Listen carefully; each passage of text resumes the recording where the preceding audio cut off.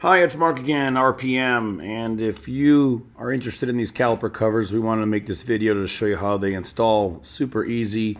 Again, professional installation is recommended, but if you have a torque wrench, if you have a jack, you can use the jack pad we supply and you can install these yourselves. You just need a 3/8 inch wrench. It's super easy. I think anybody can do it as long as you know how to torque down the bolts and you know how to jack your car up. So what you get in the package is this. You get front and back caliper covers. You get 4 clips for each set, front and back, and you also get this rubber jack pad made exclusively for the Model 3. It allows you to jack it all up without any tools. It's super easy. You locate one of the 4 jack points under your car and you simply insert the rubber jack pad into it. It stays in place like a floating hockey puck if you've ever jacked up a car before. Then with any floor jack, you just have to have a low profile type. You get underneath it, you jack it up, and you remove the wheel. Take the lug nuts off, set them aside, and watch how easy it is to install this. Okay, the caliper covers fit right over the calipers. They're custom made to fit right on top. Super easy to put on. You slide the top clip on the top. It goes right on top of the aluminum bracket. You thread the screw down. It's super easy. Don't make it super tight yet. Wait until we get the bottom one on. Same thing. Slide the clip, stainless steel clip that is, over the aluminum red powder coated caliper cover, tighten it down, and that's it. Then we just tighten them up with a 3/8 inch wrench, make sure they're nice and snug, and you're set. It's that easy. The only thing we recommend double checking are the weights in the wheels. If you have anyone balance your wheels and they might have put a weight near the front, you might have an issue if it rubs.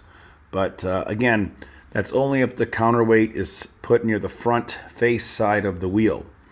Once these are on, we recommend you take the spacer gap that's included in your box and just make sure you have room between the caliper and the rotor.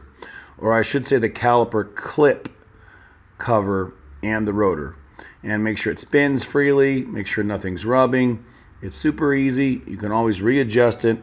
And here again is the weight I mentioned. Just make sure it's not near the front of the wheel where the spokes are. You won't have any issues. If it is, you can adjust it back and forth and you can move the caliper cover up and down. All right, that's it for the front wheel. Just put it on, torque it down. After you lower the car, set the torque at 110 foot-pounds and you are done. Or make that 120, sorry about that. And then find the jack point for the back wheel, put the jack pad underneath it, and you'll be ready to go. Okay, with the rear caliper, we're gonna put the same clip on, and you have to force the nut down, or the stud and the washer. Force it down from the top, and it catches on the lip, on the upper horseshoe area. Same thing for the rear. You hook it around the rear, you push the clip up with the nut and the stud on it until it grabs. This is the trickiest part, and even that's not very tricky. Now also you'll notice alignment is very important up and down. The studs have to be perpendicular. So just remove the washer and the nut from the top and the bottom stud and put the plate on over the horseshoe caliper. If they don't line up, like in this example, it's because they're not parallel. They're not straight up and down over each other.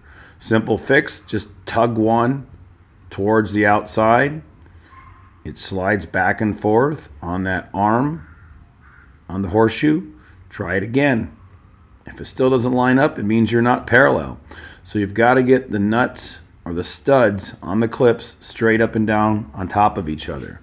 Once you get that on and it's sturdy, it's not moving around, then just put the washer and the locking hex nut back on, tighten it down, and we don't want to torque them too much. You want to do the top a little bit, then the bottom, then the top. Then again, you can make sure it flexes back and forth and you've got a nice strong lock on it, and nothing to worry about. That should do it. Once you just tighten it all down, you'll notice that the aluminum, again, this is aircraft aluminum grade, it still flexes, it still bends. So once it's on, it's going to keep the brake dust off your wheels. It's going to help it to blow out and not to fall down in front of the spokes on your wheels. So they really do improve the brake dust residual amount from showing up on the front of the wheels. Anyway, once we're done tightening it all up, you'll see that we're going to give it a little test to show it snug front and back. And there is always a little bit amount of flex, but once it's on perfect, it's good to go. It does, so you move back and forth, but that's it. You're all set. Again, use the clearance thing, double check there's nothing rubbing, and you are good to go. Thanks again. You got any questions, call us or seek a professional if you cannot handle jacking up the car and or torquing them down. Again, everything else is super simple. Thanks again for checking in with RPM.